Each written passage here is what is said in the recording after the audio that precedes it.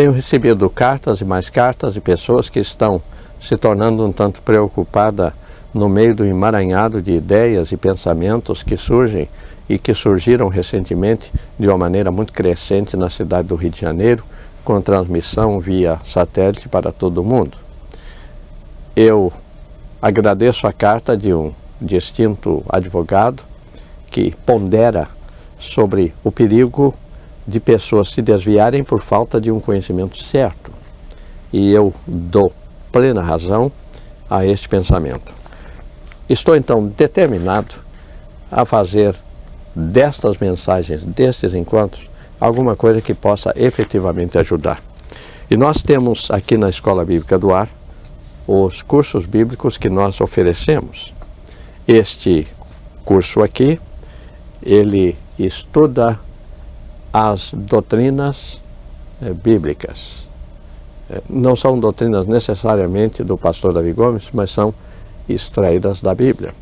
Por exemplo, um estudo sobre a doutrina da adoção. Aqui, neste outro caderno, nós temos a vida de Cristo, e é uma série de lições focalizando o ministério de nosso Senhor Jesus Cristo. Este aqui, salvação da alma e recompensa daquele que crê. Este aqui, precioso, um estudo sobre a oração. E qualquer pessoa pode se inscrever no curso, qualquer que seja a sua fé ou a sua religião, não há nenhum compromisso, mas se quiser tem que escrever ao setor próprio e receberá as informações. Eu gostaria realmente que muitas pessoas fossem ajudadas como tantos estão sendo ajudados. E eu formulo a seguinte pergunta: na sua maneira de pensar, o que é fé? Eu me lembro a primeira vez quando ouvi um programa de rádio e o orador disse que se alguém quisesse ser curado, colocasse a mão em cima do rádio, ele ia falar e então a pessoa seria curada. Estava aqui à entrada do templo e chegou uma senhora e disse: eu ouvi o senhor falar que teria que trazer uma peça de roupa do meu marido, e com a peça de roupa do meu marido, o meu problema seria resolvido. E outros dias em que trouxeram água do Rio Jordão, e então quem quiser receber umas gotas dessa água do Rio Jordão, em recebendo, terá uma bênção especial. Do ponto de vista bíblico, nada disto é fé. É um acúmulo de credulidades que não tem nenhum sentido. Para dar uma ideia, eu fiz um apanhado do uso da palavra fé em todo o Novo Testamento. E para minha surpresa, os contrastes são maravilhosos. Por exemplo, diz a Bíblia em Romanos mais sobre fé do que em qualquer outro livro. É interessante que, proporcionalmente, porque só tem 6 capítulos, Gálatas é o livro que fala mais em fé, não é Hebreus. E para minha surpresa, o Evangelho de João não usa a palavra fé nenhuma vez. E para minha surpresa ainda maior, nas epístolas de João só aparece a palavra fé uma vez, à altura do capítulo 5 da primeira epístola. Mas, por outro lado, o Evangelho de João é o que mais fala na experiência salvadora. Quer dizer, naquele encontro com nosso Senhor Jesus Cristo, que resulta na salvação da alma. Quando alguém diz que a fé depende deste copo d'água, que a fé depende da oração de uma determinada pessoa, cujo nome não me importa agora, está realmente fora do ensino bíblico. Eu leio aqui nesse capítulo 12 da Epístola de Hebreus esta declaração: portanto, nós também, pois que estamos rodeados de uma tão grande nuvem de testemunhas, deixemos todo embaraço e o pecado que tão de perto nos rodeia e corramos com perseverança a carreira que nos está proposta, olhando firmemente em Jesus, autor e consumador da fé. Jesus é o autor da fé. Isto é maravilhoso. A fé não é criada por um sistema. Jesus é o autor da fé. E nesta carta maravilhosa de São Paulo aos Efésios, à altura do capítulo número 2, ele tem uma palavra que eu acho que fará bem ao nosso coração neste momento. Ele diz assim: porque pela graça sois salvos mediante a fé.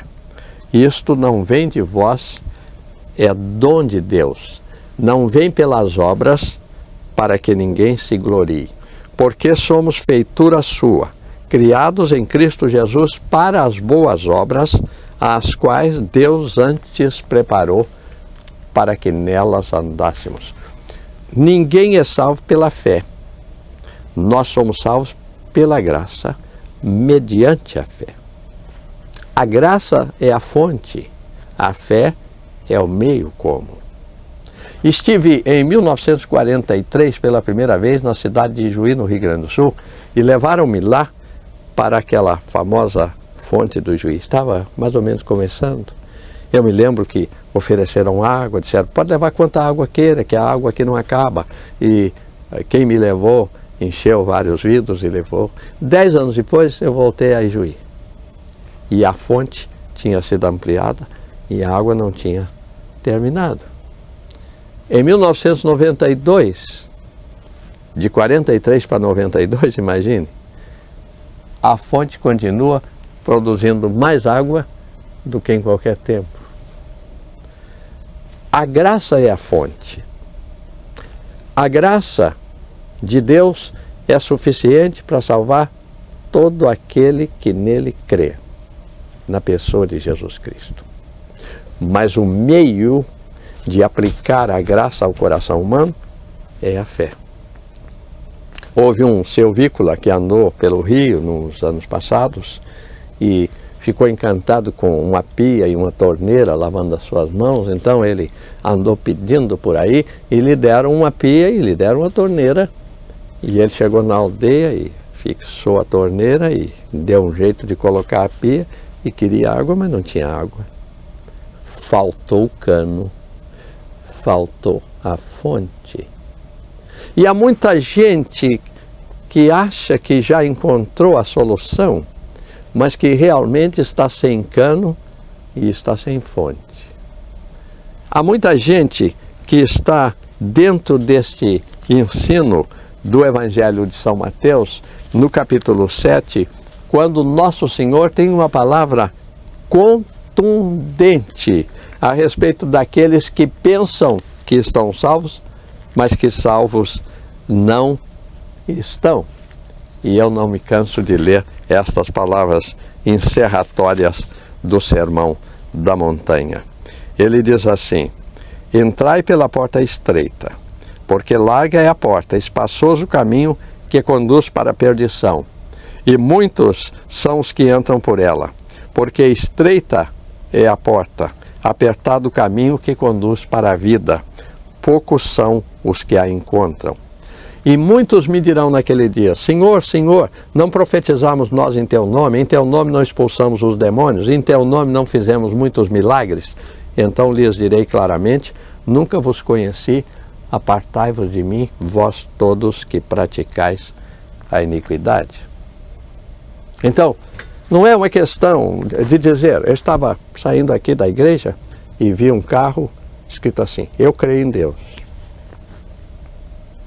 Na mesma hora que li aquele adesivo, eu lembrei da palavra de São Tiago na Epístola, capítulo 2, verso 19. Tu crês que há um só Deus, mas também os demônios creem e estremecem. Os demônios diziam a Jesus, tu és o Filho de Deus. Então, nós temos que deixar bem claro que a fé é um dom de Deus pelo qual nós apreendemos a graça maravilhosa de Deus. Estava há anos visitando aqui o Hospital Mário Kreff de cancerosos. Havia um senhor vítima de alcoolismo e ali dentro daquele hospital ele disse, eu decido colocar a minha fé em Jesus. Cada vez que eu vejo aquele homem na igreja, e ele é muito ativo na igreja, fazendo alguma coisa, eu me lembro daquela visita ao Hospital Mário Kreff. E eu digo, ali ele tocou em Jesus, ali ele foi salvo. Agora, nós podemos pensar que são os amuletos, que são as fantasias, mas não é. Jesus disse, tu quando orares, entra no quarto, fechando a porta, ora a teu pai que te vê secretamente, teu pai que te vê secretamente te recompensará publicamente. No momento que você crer realmente em Jesus Cristo, você experimentará a maravilhosa salvação. Ouvi em Curitiba uma experiência notável de uma senhora que tinha todos os segredos que ela chamava da macumba.